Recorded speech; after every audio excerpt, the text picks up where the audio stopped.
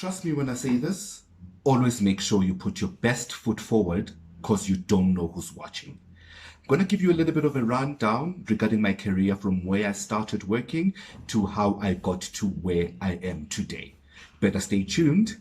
Good afternoon, hello, hi. My name is Karabo and welcome to KK's Uncut. And if you are new to this channel, please subscribe and also put a thumbs up on this video. I would really appreciate that.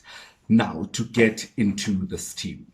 So, how actually everything started was, back in the day, in the hood, I had a friend, or we're still friends, and she was working in retail, and she had said to me, "Hey, friend, you know what? My boss is always complaining about how we are so unstaffed and yada yada yada, you know. So tomorrow, come to my workplace. It was a retail store in Eastgate. So she says, come to my workplace, bring your CV, you know. But obviously, we have to act like we don't know each other, you know, and all of that." And I was like, okay, cool. Trust, I'm in, you know. Then I go, I get my CV prepared. Hey, give me loyo. Okay, fine. The next day comes and I go to Eastgate and I go with her in the morning. We live together. So I'm thinking, no, it would be best if I go in the morning so that if maybe they say come in and start training, you know, whatever, you know. So we go. When we get there, she goes into work and then I walk around a little bit around Eastgate.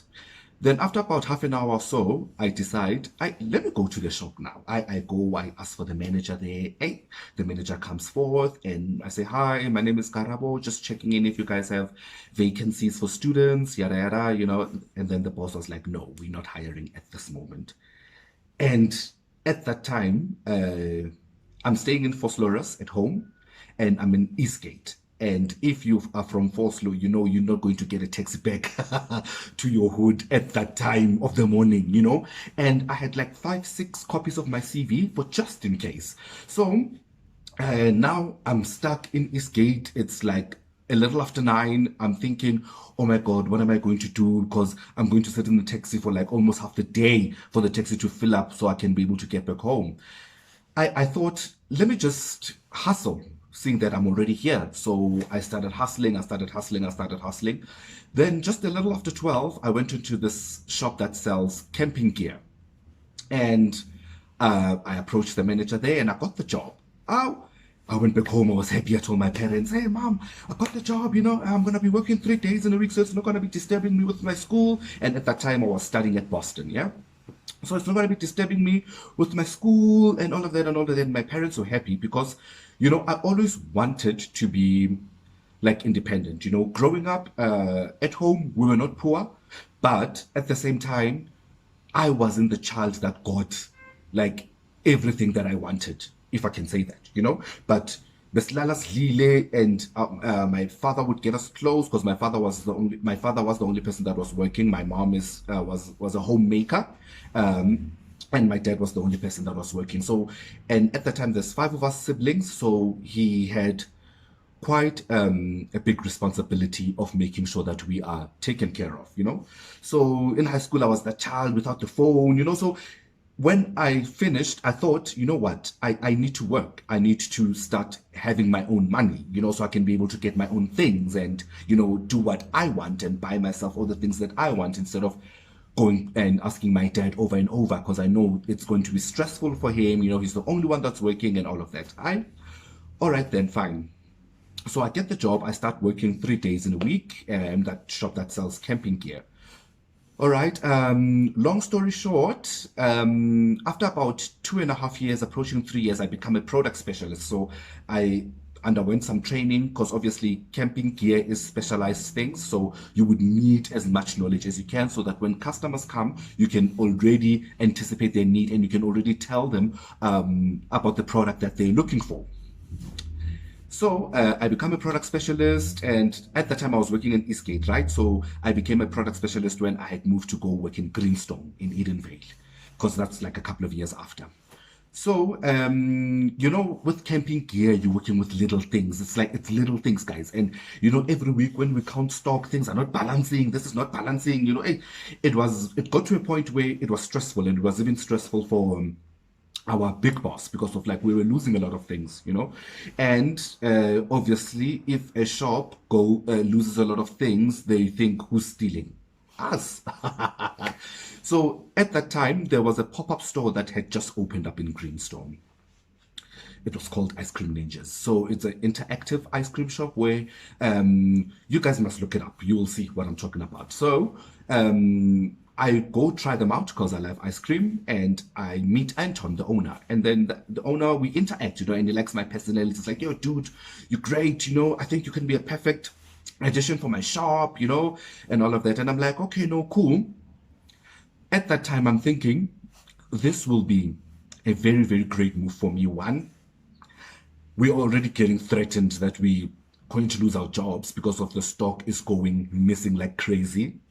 So I'm thinking, hey, Karabo, maybe this is time for you to jump ship, dude, but I'm thinking, hey, at the same time, I'm a product specialist. I've worked so hard to get to where I am, and I'm going to be going and doing cocktails with ice cream. Is that going to, But Anton told me, no, you know what, dude? I know it seems like it's not really the best of jobs, but it is, because you're going to get to travel the country. We're going to be doing events everywhere, and nakits for you.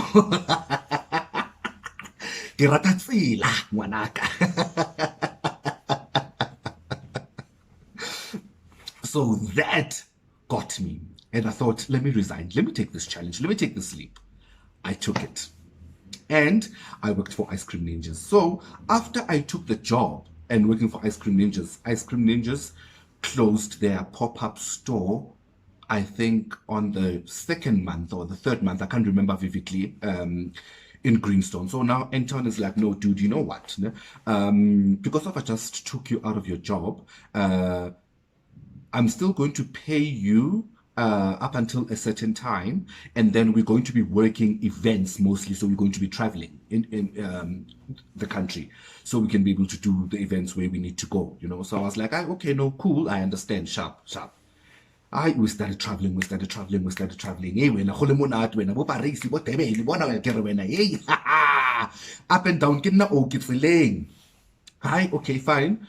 And then there comes a time where the events start to slow down, and now I'm thinking, oh my God, how am I going to survive? I need another job so I can be able to sustain, because now I moved out of home and I was staying in Alex. Got 12, got Roosevelt, got deflating. Yeah. So I was staying with my friend, and we needed obviously to pay rent and all of that, buy food, contribute and make sure that things in the house are taken care of. Okay, fine. Anton opens up another Norwood Mall in Norwood, here in Joburg. Had a market every Sundays. So Anton thought, okay, no, this will be best if we go and, every Sunday we're on a market. During the week we're doing events. Sunday we're at that market, So I thought, at least, we will get something that will generate some money for us. So we got to the market, and there was a frozen yogurt shop that was opening. And the lady that owned that shop came and they bought ice cream. So I did ice cream for them, and they loved my vibe, and they called me to come work for their shop. So I started now working 2 jobs. So that's how much I was hustling. During the week, I was at the frozen yogurt shop. Some days when I would get my day offs, I would ask Anton on which days do we have events, so that I can be able to place my day offs that I get from the frozen yogurt shop accordingly. So I'm still working for Anton, at the same time I'm still working for the frozen yogurt shop. So there was no rest for the weekend. A bitch had to make sure that it works. Okay, fine. So I work for the frozen yogurt shop for about, I think it was about 5-6 months, going on 7. I'm not quite sure. I can't remember because it's a very long time. We do an event for Ice Cream Ninjas. We do an event at the Fine Ice Hotel in Melrose Arch. So there was like a conference going on, and they hired us to be the dessert there. So when we got there, we set up our things there. I'm ready. They break for lunch, they eat, and they come to the dessert station. La motsela karabo. I started performing and started performing. We started doing our tricks and everything that we do because it is interactive. You guys must look it up. You will see what I'm talking about. And the general manager for the Fire Nice Hotel was standing there and watching at how we do things and me basically. So after the lunch break and everybody had already went back to their conference, now I'm in the station and I'm just cleaning up my station to make sure that I'm ready for the next time when they break for their tea, so they can be able to have some ice cream. The general manager comes to me and says, "Hi, I see how you do things and I like it so much. I like your personality. I like your vibe. I think you would be a great addition to my team. So would you, if you are interested, would you like to come and work for me in this hotel?" What? And at that time, I was like, no, no way. I was working two jobs.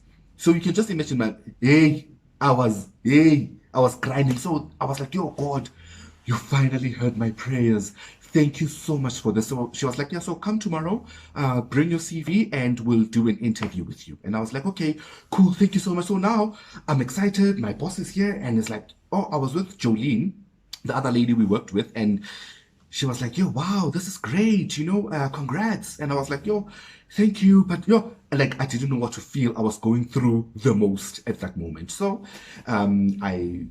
we finished on that day. And then the next day I went for an interview and I got the job. And that's how I got into the hospitality industry. And to be honest with you, I am loving it so, so much. Hence why I am saying that always, always, always make sure that you put your best foot forward, because of you don't know who's watching. You don't know who's watching. So make sure that with everything that you do, you commit yourself and you make sure that you give it your all, because the right person might be watching you and you might find yourself in a situation like.